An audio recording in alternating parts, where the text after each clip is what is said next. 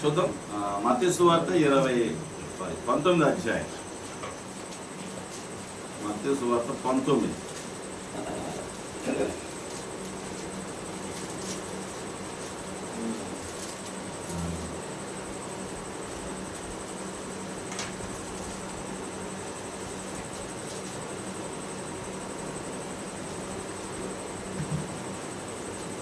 ఒకసారి ఆపొచ్చిన మళ్ళీ అని చెప్పి స్టార్ట్. హల్లెలూయా. మత్తయి సువార్త 25. మనం ఇక్కడ ఒక ఉపమానం చూడవచ్చు. మత్తయి సువార్త 25లో 18 నుండి 14 నుండి 30 వరకు ఒక చాప్టర్ ఉంది. ఈ చాప్టర్లో ఉన్నది ఏంటంటే మొదటి వచనం చదువుదాం. పరలోక రాజ్యము ఒక మనుష్యుడు ప్రయాణమై తన దాసులను పిలిచి తన ఆస్తిని వారికి వారికి అప్పగించబడినట్లు అతడు ఒకరికి 5 తలాంతులు, ఒకరికి 2 తలాంతులు, ఒకరికి 1 ఎవరి సామర్థ్యం చొప్పున వానికి ఇచ్చి వెంటనే దేశాంతరం పోయాను. 5 తలాంతులు తీసుకున్నవాడు వెళ్ళి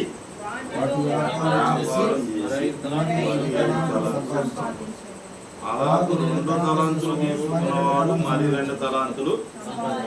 అయితే 1 తలాంతు తీసుకున్నవాడు వెళ్ళి భూమి తన యజమానుని దాచిపెట్టి బహుకాలమైన తర్వాత ఆ దాసు యజమానుడు వచ్చి వారిని లెక్క చూసుకోలేను.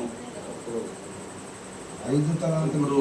నాకు ఒక సందేహం ఇచ్చినప్పుడు ఆయన చెప్పాడా నేను వస్తాను మళ్ళీ తీసుకుంటానని? నిజం చెప్పాలి. చెప్పాడా? మీరు మీకు 5 ఇచ్చాను మళ్ళీ నేను వస్తాను మీరు సంపాదించాలని చెప్పాడా? కొన్ని వాళ్ళకి తెలుసా? ఇప్పుడు దేవుడు చెప్పకుండా ఇచ్చేసి ఉన్నట్టుండి లెక్క అడుగుతాడా? అడిగాడు, వచ్చాడు, ముగ్గురిని పిలిచాడు. పిలిచినప్పుడు 5 తలాంతులు తీసుకున్నవాడు ఏమన్నాడు? అయ్యా 5 ఇచ్చావు, వ్యాపారం అయితే చేశాను. మొత్తం మీద ఏదో ఒక వ్యాపారం, కూరగాయల వ్యాపారము, చిల్లరంగులో, బట్టలంగులో, మొత్తం మీద వ్యాపారం. ఇంకొక 5 సంపాదించాను ఆయన అన్నాడా లేదు? సరే, 2 ఆడు అన్నాడు బాగా మంచి దాసుడా, ఈ 5 కాదురా ఇంకొక 5 కూడా తీసుకో అన్నాడుగా. 2 కూడా పిలిచాడు కదా. 5 తర్వాత తక్కువ సంఖ్య ఎన్ని? 4. ఇస్తే ఎన్ని ఇవ్వాలి? అక్కడ ఒక రాశాడు వాణి సామర్థ్యం అంటే ఏంటి? ఇప్పుడు ఈడున్నాడు, వీడికి ఒక 500 ఇచ్చి ఈరోజు పొద్దున్నే టిఫిన్ ఒక 100 తిని, మధ్యాహ్నం బిర్యానీ తిని, సాయంత్రం తినేరన్నా అనుకోండి, ఏం చేస్తాడు? ఇచ్చి చూడు తింటాడు, సాలేదు అంటాడు. అదిగో సామర్థ్యం అటువంటి, ఆ కెపాసిటీ అటువంటి. అర్థమైందా? అట్లా తినగలిగినోడు కాబట్టి తినేస్తాడు కదా. అదే తినలేనివాడికి మన పేరేం పేరు? తమ్ముడు పేరేం పేరు? మన జోషప్ అన్న కొడుకే ఉన్నాడు. ఆడికనుకో మధ్యాహ్నం పొద్దున్న ఒక 20 రూపాయలకు, మధ్యాహ్నం ఒక 2 కోడిగుడ్లు, సాయంత్రం ఇంకో 2 కోట్లు తెస్తే ఒక 100 రూపాయల దానికి ఆడి సామర్థ్యం. ఇక్కడ 5 తీసుకున్నాడు సామర్థ్యానికి ఏమో 5 వచ్చినాయి, 2 తీసుకున్నాడు కూడా 2 వచ్చినాయి. మరి 1 తీసుకున్నవాడు ఏం చేశాడంట? బాగా చెప్పాలి మీరు. అది కూడా మనం కాపాడారు, భూమిలో పాతి పెట్టేసాడు. వాడు ముందుకే చెప్తున్నారు, మంచిదే. హల్లెలూయా కదా. వాడు పాతి పెట్టి దేవుడిని ఏమంటున్నాడు? మళ్ళీ నువ్వు ఇచ్చింది నీకే ఇచ్చాను. చూడండి, అక్కడ వాక్యంలో ఉంటాయి. మీరు కొద్ది ఓపికగా కిందకు వస్తే నెంబర్ చెప్పండి. నెంబర్ చెప్పండి. 19. 18 అయితే ఒక తలాంతు తీసుకున్న వాడు వెళ్ళి వెళ్ళి భూమి త్రవ్వి తన యజమానిని సొమ్ము దాచిపెట్టెను. బహుకాలమైన తరువాత ఆ దాసుల యజమానుడు వచ్చి వారి యొద్ద లెక్క చూచుకొనెను. అప్పుడు 5 తలాంతులు తీసుకున్నవాడు మరి 5 తలాంతులు తెచ్చి, అయ్యా నీవు నాకు 5 తలాంతులు అప్పగించితివే, అవియు కాక మరి 5 తలాంతులు సంపాదించితినని చెప్పాను. అతని యజమానుడు, బలా నమ్మకమైన మంచి దాసుడా, నీవు ఈ కొంచెములో నమ్మకముగా ఉంటివి, నేను అనేకమైన వాటి మీద నియమించెదను, నీ యజమానిని సంతోషంలో పాలు పొందమని అతనితో చెప్పాను. అలాగే 2 తలాంతులు తీసుకుని వాడు వచ్చి, అయ్యా నీవు నాకు 2 తలాంతులు అప్పగించితివి, అవియు కాక మరి ఒక 2 తలాంతులు సంపాదించితినని చెప్పాను. అతని యజమానుడు, బలా నమ్మకమైన మంచి దాసుడా, నీవు ఈ కొంచెములో నమ్మకముగా ఉంటివి, నిన్ను అనేకమైన వాటి మీద నియమించదని నీ యజమానిని సంతోషంలో పాలు పొందమని అతనితో చెప్పాను. తరువాత 1 తలాంతు తీసుకుని వాడు వచ్చి, అయ్యా నీవు విత్తని చోట కోయవాడు. గమనించాలి, వాడిని యేసు ప్రభు అడిగాడా? ఆడెంత అడ్వాన్స్ ఉన్నాడు చూసారా? ప్రిపేర్గా ఉన్నాడు. వీళ్ళిద్దరికి యేసు ప్రభు వచ్చి అడుగుతారని తెలియనే కానీ వాడికి తెలుసు. ఎవరికి?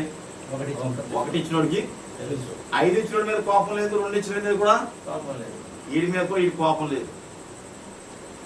అర్థమైందా?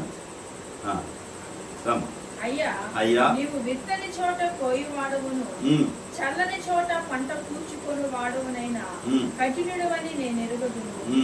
కనుక నేను భయపడి వెళ్ళి నీ తలాంతులు భూమిలో దాచిపెట్టి తిని, ఇదిగో నీది నీవు తీసుకొనమని చెప్పాను. అందుకు అతని యజమానుడు వానిని చూచి, సోమరువైన చెడ్డదాసుడా, నేను విత్తని చోట కోయివాడను, చల్లని చోట పంట కూర్చుకొని వాడినని నీవు ఎరుగుదువా? అట్లయితే నీవు నా సొమ్ము సహకారుల యొద్ద ఉంచవలసి ఉండేను. నేను వచ్చి వడ్డీతో కూడా నా సొమ్ము తీసుకుందునని అని చెప్పి ఆ తలాంతులు వాని యొద్ద నుండి తీసివేసి 10 తలాంతులు గలవానికి ఇవ్వుడి, కలిగిన ప్రతి వానికి ఇయ్యబడును, అతనికి సమృద్ధి కలుగును. ఇంకొక వచ్చిన కొద్ది గ్యాప్ మనం చూడాల్సింది ఏంటంటే, మనకి దేవుడు ఎన్ని ఇచ్చి ఉంటాడు? 5, 2, 1.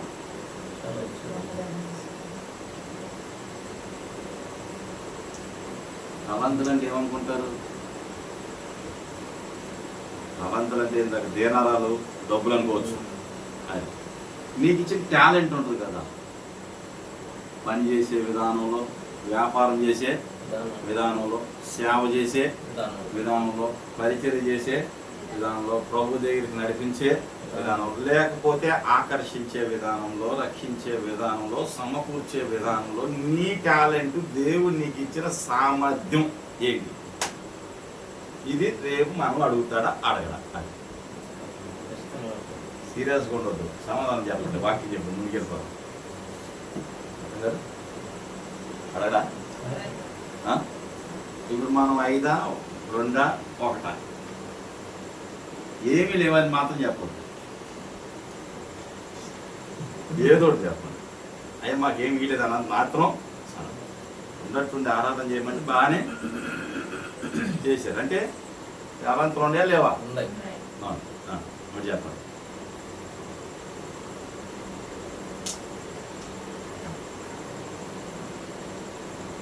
మౌనం ఉండదు, చెప్పాలి. ఏ తలాంతు లేనట్టు అదే నేను చెప్తాను. అది కూడా అనొద్దని కూడా చెప్పేసి నేను. హల్లెలూయా. మనకుండే మన తలాంతులు లేకుండా మనం 5 తలాంతుల్లో ఉన్నాము, 2లో కూడా ఉన్నాం, కానీ ఎక్కడికి వచ్చేసాం? ఇది కరెక్ట్, నా వల్ల కాదు, నేను చేయలేను బాబాయ్. మనం 5 చేసి 5 సంపాదించిన వాళ్ళమే. హల్లెలూయా. ప్రారంభంలో మనం 5 సంఘాలు కట్టలేదా? కదా, పోయినా మళ్ళీ కట్టలా, వచ్చాముగా 5, మళ్ళీ 2 అదైందా? దాంట్లో కూడా ఇప్పుడు ఎక్కడ ఉన్నాం?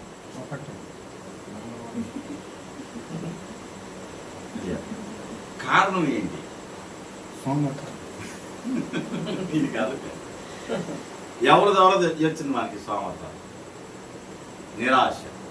మనం చేయలేము, మన వల్ల లాగలేము, ఇబ్బంది పడతాం. నేనేమంటే 5 తలాంతులు మనయే, 5కి 5 చేసి చూపించేశాను సేవలో. అదేనా? నెక్స్ట్ 2 కూడా చూపించేసాం. మొదటి ఆరాధన చేసినాము, 2 ఆరాధన కూడా ఇప్పుడు ఎన్నో ఆరాధన చేస్తాం. ఈరోజు ఎన్ని చేసాం? చేశాంగా. అంటే మనం ఇప్పుడు కొంచెం ఎన్ని ఆరాధనలు ఉన్నాం? ఓపుకుంటూ ఇంకోటి కూడా చేస్తాం. మధ్యాహ్నం 2, 4, 4, 6, 6 వస్తుంది. అదేదా? ఉన్నావా లేదా? కానీ ఇంకా ముందుకు వెళ్ళాలంటే మనకి ఏం చేయాలి? 1లో రాకు. ఒకవేళ 1లో వచ్చిన వాళ్ళు ఏం చేయాలి? వాళ్ళని తీసుకెళ్తున్నావా? ప్రయత్నం చేయాలి.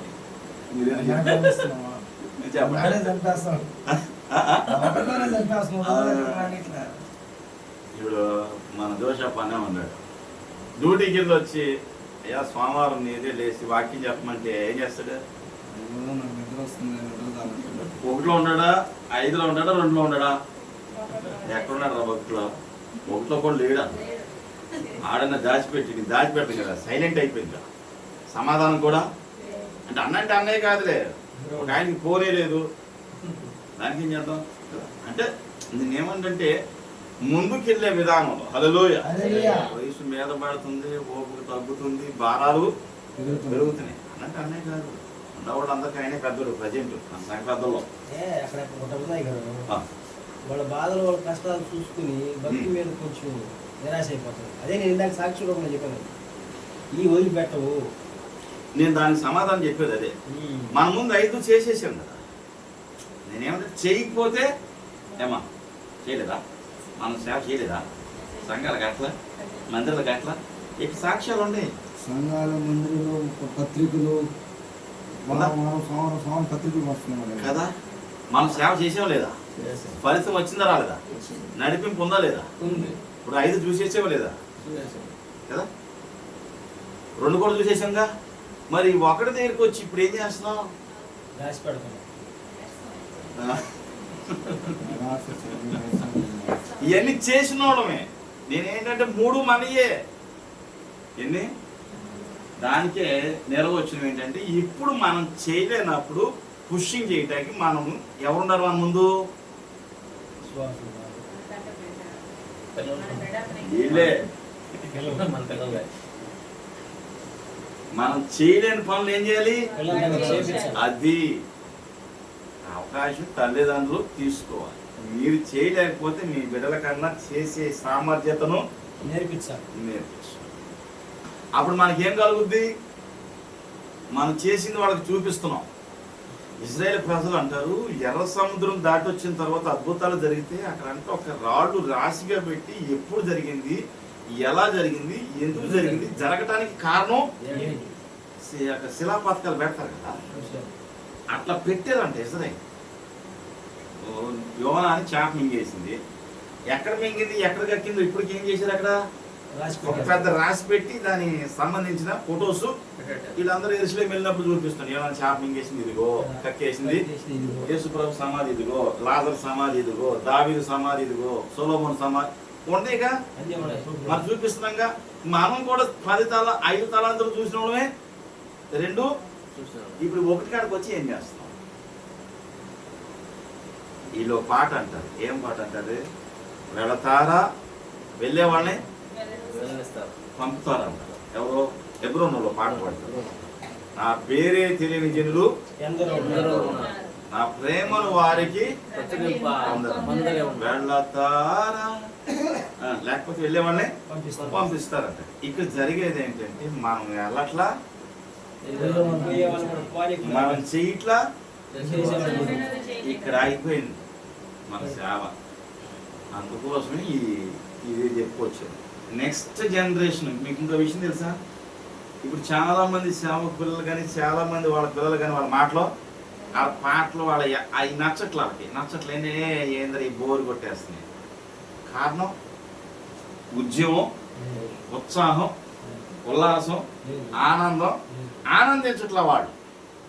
ఇంకో విషయం తెలుసా? ఇప్పుడు వీళ్ళు మనకు కనెక్ట్ అవ్వాలంటే చాలా టైం అవుతుంది. అందుకని వాళ్ళకి కనెక్ట్ చేస్తే అర్థమైందా?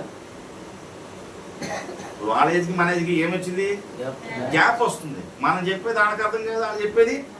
అందుకని వాళ్ళే కలిపిపోతే ఏమొస్తుంది? ముందుకు రావాలంటే మనం ముందు ఉండాలి, అనుకుంటారా? మనం ముందు ఉన్నావా? వాళ్ళు రమ్మంటే వస్తారా?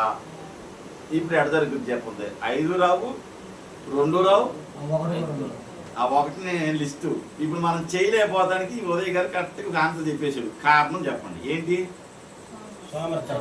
ఇంతే. దీనికి దేవుడు మనల్ని ఏమడుగుతాడు? అప్పుడు మన దగ్గర సమాధానం ఏది? సింపుల్ చెప్పేసారండి. ఏమడుదంటే ఉండదనే కదా దేవుడు కోరుకునేది. ఇంకో విషయం, దేవుడు అక్కడ ఏం చేశాడు తెలుసా? నా సంతోషంలో పాలు పంపులు అంటే పార్టీ ఇచ్చాడుగా. అదే మీరు 5 తీసుకున్నారు, మీకు 5 వచ్చింది. నేను పార్టీ ఇస్తున్న పార్టీలో మీరు అందరూ వాళ్ళు పోనీ 5 సంపాదించారని పట్టుకుని వెళ్ళిపోయాడు. ఆయన మళ్ళీ మనకే ఇచ్చాడా కదా? మనం చేసిన సేవలో కొన్ని పోయినా, కొన్ని మిగిలినా, కొన్ని మరలా దేవుడు ఏం చేస్తున్నాడు? ఇస్తున్నాడుగా. మరి మొండి చేయమేమి సన్మానిస్తున్నాడు. బడా నమ్మకమైన మంచి దాసుడు కదా. మరి ఇప్పుడు మనం ఏం చేయాలి? సామరమైన చెడ్డ దాసుడు అనే సాక్ష్యాన్ని మనం పోగొట్టుకోవాలంటే ఏం చేయాలి? మనకున్న తలాంతులు మనం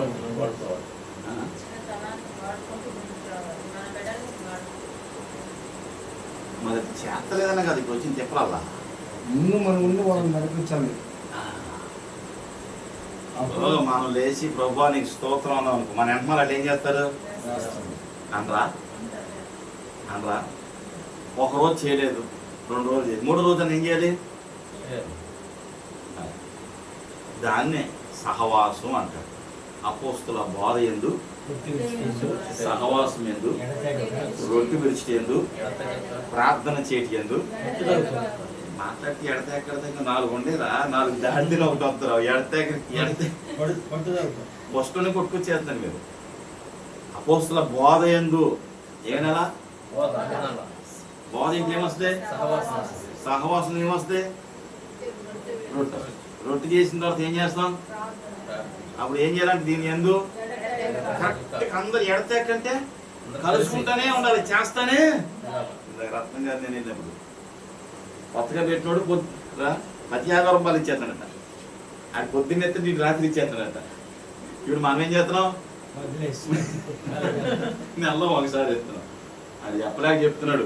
మాస్టర్ గారు మీరు ఏమనుకోవద్దు, నేను బాప్తీసం తీసేసుకున్నాను చెప్తున్నాడు. నేను వెళ్ళేప్పటికీ బల్లగడికి వెళ్తున్నాడు. నాకు కోపం వచ్చేసి నేను ఏం చేస్తాను? అసలుకే పేషెంట్ ప్రభు అనుకున్నా. ఆడు నేను బాప్తీసం తీసుకున్న తర్వాత బల్ల కడిగేసినా బాగలేదని అనిపించింది. సంతోషం. హల్లెలూయా. బాప్తీసం తీసుకున్న బల్ల కడితే కొద్దిగా నొచ్చుకుంది, కానీ అది తీసుకొని చెప్పాడు. హ్యాపీ. నువ్వు ఎక్కడ తీసుకున్నా బాగలేదు, కరెక్ట్గా మా గట్టిని చేసి సంతోషం అని చెప్పేసి. హల్లెలూయా.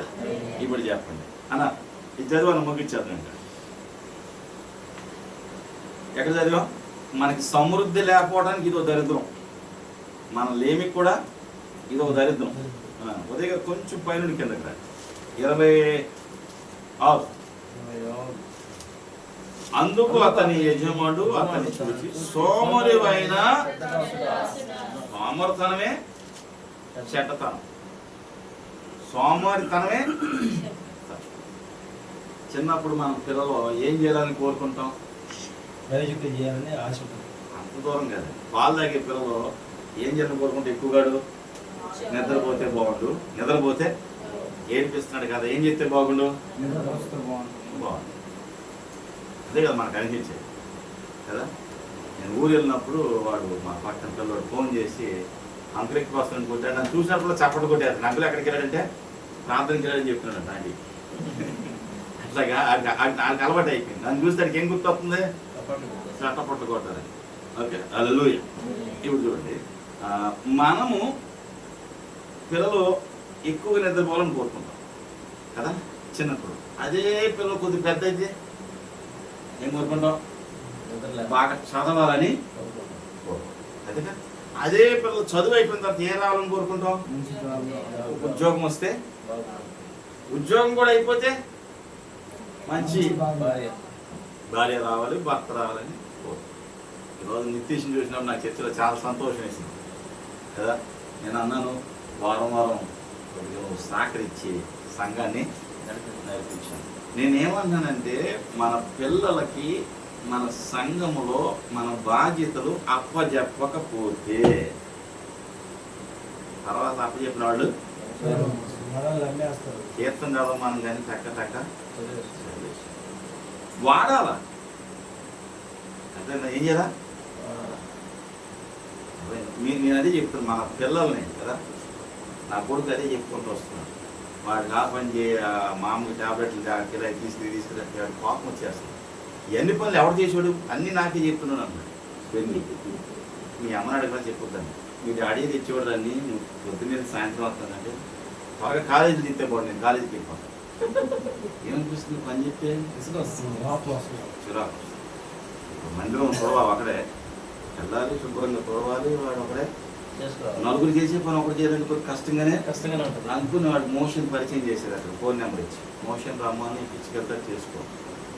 నేనేమన్నానంటే వీళ్ళు మనతో కనెక్ట్ అవ్వట్లేదు, మీరు బాగా గమనించండి.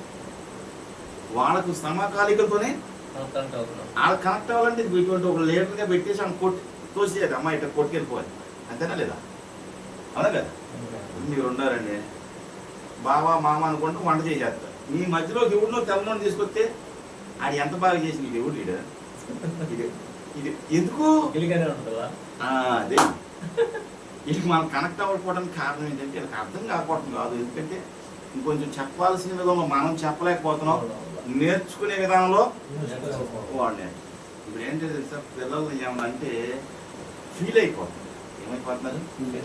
ఎవరికైనా ఉపయోగం ఉందా ఫీలింగ్? ఏమన్నా ఉపయోగం ఉందా? కొంతమంది పిల్లలు అయితే ఫీల్ అవ్వట్లా, ఏం చేస్తున్నారు? పర్లేదు ట్రై చేద్దాం రోషంతో. కాబట్టి ఇక్కడ గమనించింది ఏమన్నాడంటే సోమరివైనా వదిలిపెడితే మన పిల్లలు ఏటైందా కొడుకుంటారు.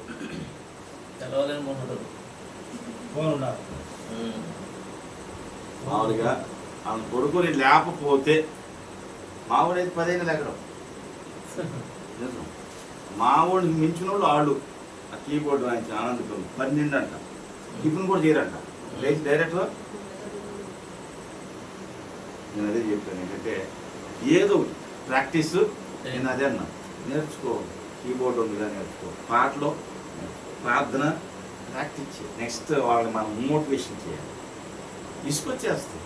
అందుకని అక్కడ ఒక మాట్లాడతారు, తండ్రులారా మీ పిల్లలకు కోపం అతాగా చెప్పాను. అక్కడికి ఏమొచ్చేది మన మీద. ఇంకొక విషయం తెలుసా, చిన్నప్పుడు పిల్లలు మనం ఏమనుకుంటారు, మా ఫాదర్ గేటు, మా మమ్మీ అదే పెద్ద అమ్మ అంటే నీకు ఏం తెలియదు, నీకు చెప్పినా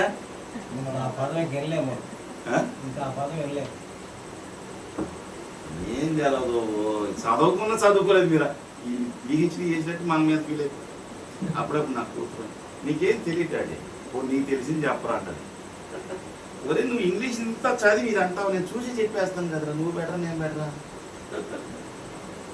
నేను స్కాన్ చేసి చెప్పేస్తాను కదా, ఎంతసేపు చదువుతావు నువ్వు గూగుల్కి వెళ్ళి తీసుకొచ్చి చెప్తాను, నేను పిలిచి తీసుకొచ్చేస్తాను నువ్వు బయటికి. నువ్వు కొడుతున్నావు టైప్ చేసేటప్పుడు నేను చేస్తున్నా, ఎవరు బెటరు నాకంటే. అదే అంట, నాకంటే ముందుగా మీ నలుగురు మీ ముగ్గురులో ఎవడైనా ముందు చేయండి రేపు అని అంట, ఏ టైం అయినా. ఒకసారి నా కూతురు అంతే ఏదో సందర్భం వచ్చి నేను మరి 5కి ట్రైన్కి వెళ్ళాలి లేపంటే, నువ్వు పడుకుంటే కదా అది లేపుతాకి ఇప్పుడు మేలుకొని ఉంటావు కన్నా. నాకు నవ్వు అంటే నవ్వురా, నా టైం పెట్టుకుంది ఎగ్జామ్కి. నేను మొన్న ఎగ్జామ్కి నువ్వు ఎప్పుడు మేలుకునే ఉంటావు కదా అది లేపుతాకి, ఎప్పుడు పడుకోవు కదా అండి. అంటే నాకు మెలుపు వచ్చినప్పుడు నేను ఏం చేస్తానంటే ఇటు వచ్చినప్పుడు నాకు డౌట్ అంటే పిల్లలు అంటే ప్రభుకి పిల్లల నుంచి ఆరోగ్యం మంచి విధానం కాపాడు అదే టైం అయినా కానీ చిన్న అట్టగా నుంచోని బెడ్రూమ్లో వచ్చి చిన్న ప్రేయర్ చేస్తాను. మళ్ళీ ఎట్టాలని కానీ మళ్ళీ ఎట్టాలనిపిస్తుంది, ఎటు పూజ గదిలోకి వెళ్ళి ప్రార్థన చేయాలనిపిస్తుంది. ఏముంటుంది ఏమనిపిస్తుంది, ఏదో థాట్ గుర్తవుతుంది, నిద్ర నిద్ర రాకుండా అక్కడ కూర్చునే దానికంటే వెళ్ళి ఆ గదిలో కూర్చొని స్తోత్రం చెప్పొస్తే చాలు ఏమొచ్చేది? ఏది బెటర్? నిద్ర రాకుండా కూర్చునేది బెటరా, వెళ్ళి స్తోత్రం చెప్పి నిద్ర తెచ్చుకొని పడుకునేది బెటరా? అని స్తోత్రం చెప్తే ఎవరికి ఇష్టం లేదు? ఇప్పుడు మనం సోమవారం పోసం చేసింది ఎవరు? రోజు శాతం కలిగి అప్పుడు కూడా స్తోత్రం చెప్పిస్తానికి దేవుడు నేను లేపినప్పుడు పడుకోబెట్టేది ఎవరో? చాలా సార్లు నేను 5ంటికి పడుకున్న రోజులు చాలా ఉండే. 2ంటికి లేచి 3 దాకా 4 దాకా స్తోత్రం చెప్పి ఓకేనా. అందువల్ల చాలాసార్లు రాలేదు. ఇది చెప్తే బాగోదు, ఇంటానికి అసలు బాగోదు. ఎందుకంటే నువ్వే రావాలంటారు. ఇప్పుడు నేను ఇక్కడే ఉంటాను, ఉదయం బయలుదేరాను. నేను ఇలాగ వెళ్ళాలని మొన్న యాకన్ గారికి పొద్దున్నే ప్రార్థన చేసిన ఆయన పక్కన నా నోరు తెలుసుకొని చూపుతుంది అంటే ఇక్కడ చూసుకుని అక్కడ చూసుకుని ఈ టైంకి వెళ్తానంటే వెళ్తాం. ఏముంది దేవుడు ప్రొఫెషన్ ఇంకా చెత్తరా ఎన్నో ఆరాధన 5వ ఆరాధన కూడా పెట్టుకోవచ్చు. 2 నుండి 4 ఏముంది. పాడేవాడు ఉండరు, కొట్టేవాడు ఉండరు, ఆరాధన చేసేవాడు ఉండరు. వాకింగ్ చెప్పలేమా? అంతేనా? మనకంటే ముందు మైకెట్టేవాడు కూడా మరి ఇంకా దేవుడు ఇచ్చాడు కదా, అందరం వాడితే సరిపోతే. ఒకవేళ నేను చెప్పలేనంటే రత్నం గారు అనగానే దేవుని స్తోత్రం హల్లెలూయా. కాబట్టి ఇక్కడ గమనించండి, ఈ స్వామర్థనము అనేది ఇప్పుడు మీలో నేను అంటట్లేదు. ఎందుకంటే మీరు ఏ టైంలో వేసి ఏ స్థలంలో ఉంటారు మీకు కూడా ఫోన్ వచ్చింది, క్యాటరింగ్కి వెళ్ళారు, అక్కడ నుండి ఇంకో క్యాటరింగ్కి వెళ్ళాల్సి వచ్చింది. ఏం చేస్తారు మీరు?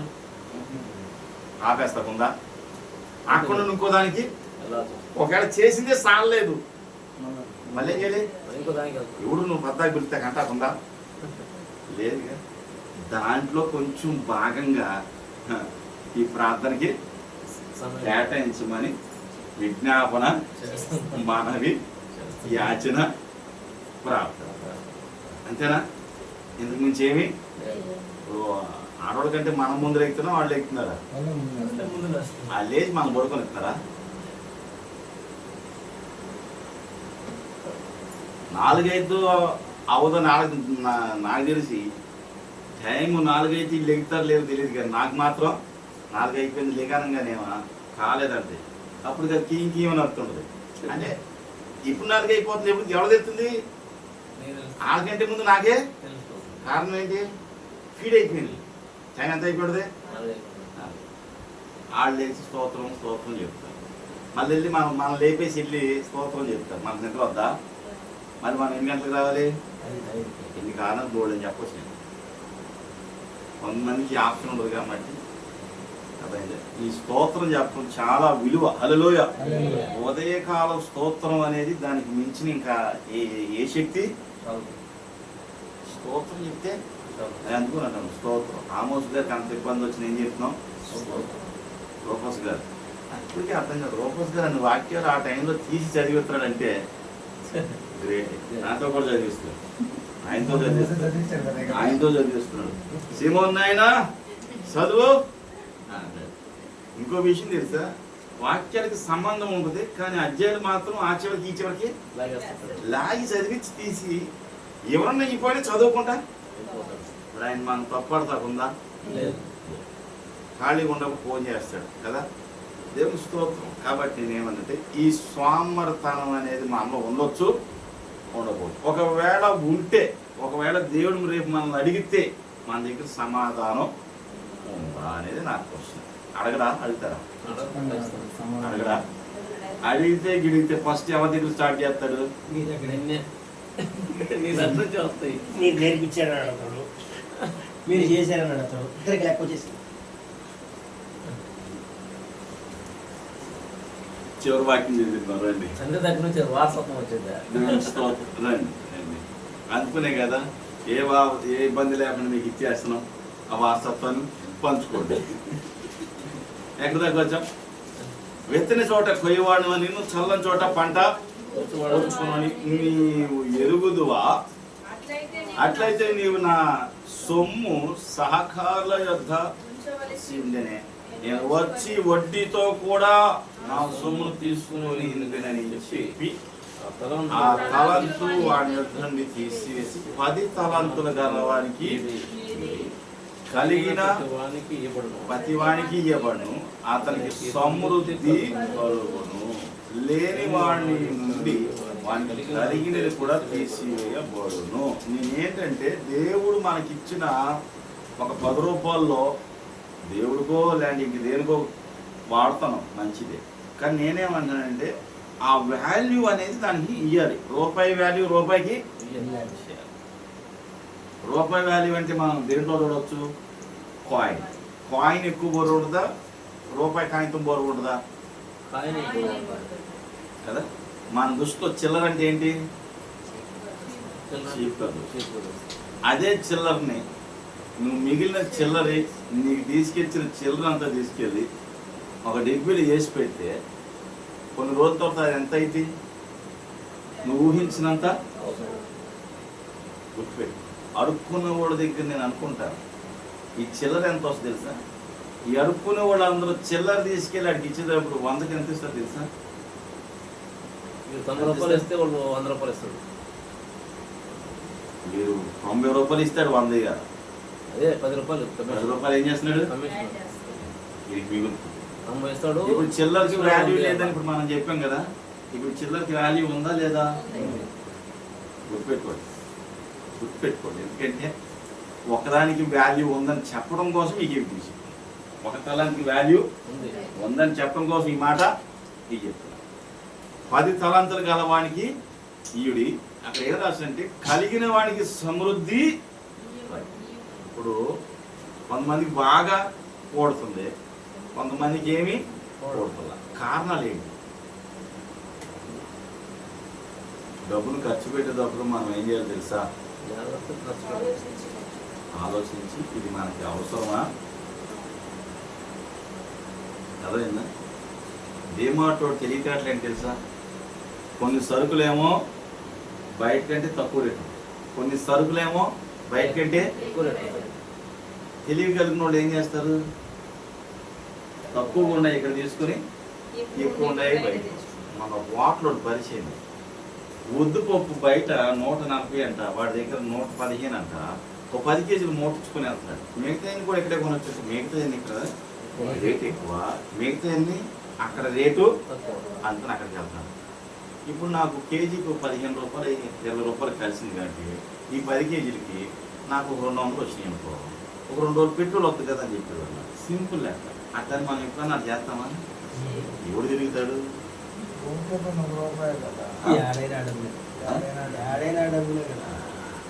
అట్లా దానికి యాడ్ చేసేది ఏంటి? పోతే పోనీలు అనుకున్నది ఏంటి? సామర్థ్యం వల్ల దానికి కారణం ఇదే. నీకు చెప్పాలన్న ఏదైనా నువ్వే చెప్ప. ఆ ఓపికనే కొద్దిగా పెంచుకొని మాలో పెద్దోడు కాబట్టి కాస్త లేచి స్తోత్రం చెప్పిమని కోరుకుంటాం అంతే. నువ్వు చెప్తే నీ కింద ఒక ఇద్దరు అంటే మా బాధ ఇంకేం లేదు. నేను నొప్పించాలని చెప్పాం మాకు. హల్లెలూయా. కాబట్టి సమృద్ధి ఏంటంట?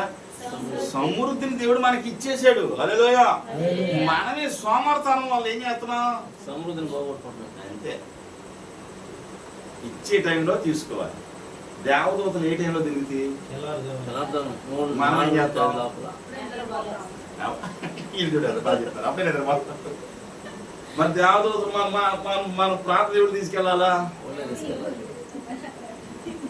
మొన్న ప్రస్తుతం నాకు ఫోన్ చేశాను, మీటింగ్కి వెళ్తాను.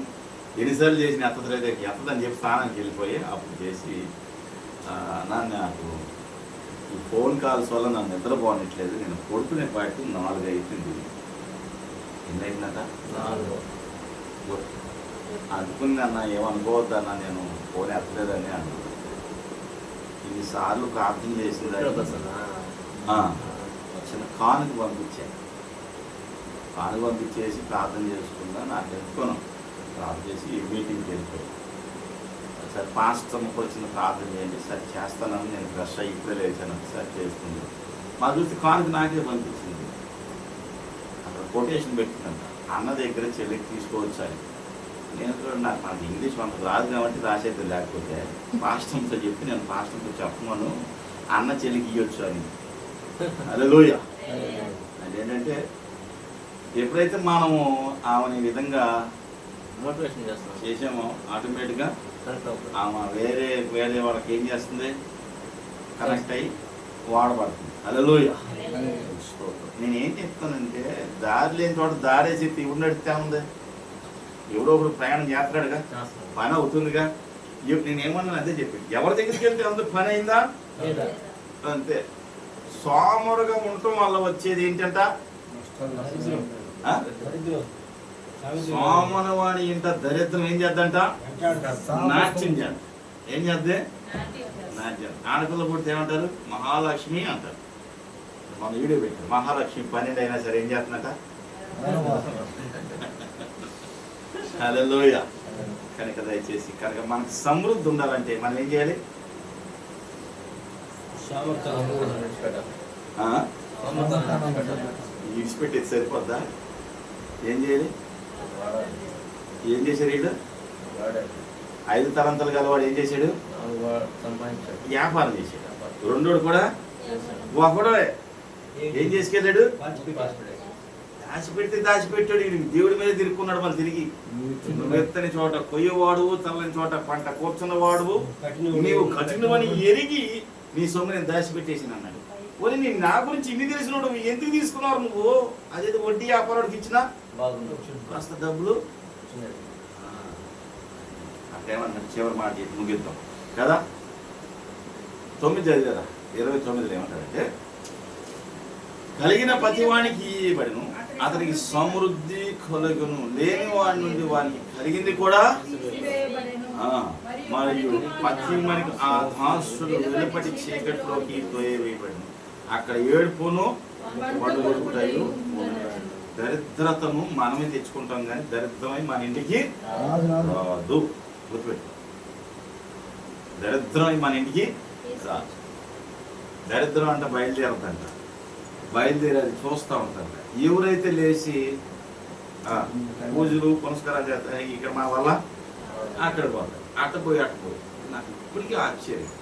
నేను ఫస్ట్లో అయితే ఇది వాటర్ కోసం ఇంత వెళ్తాను, నా పైకి వెళ్తాను, వంటగది పైకి వెళ్తాను. అటు వెళ్ళినప్పుడు సౌండ్ వద్దు నాకు. అప్పుడు డోర్ తీసి చూస్తే ఇన్ని పటాలు పెట్టుకున్నామా, తలస్నానం చేసి కింద కూర్చుని ఏం చేస్తుంది, ఎంతసేపు చేద్దరా అని చూశాను. 3 గంటల సేపు చేస్తాను.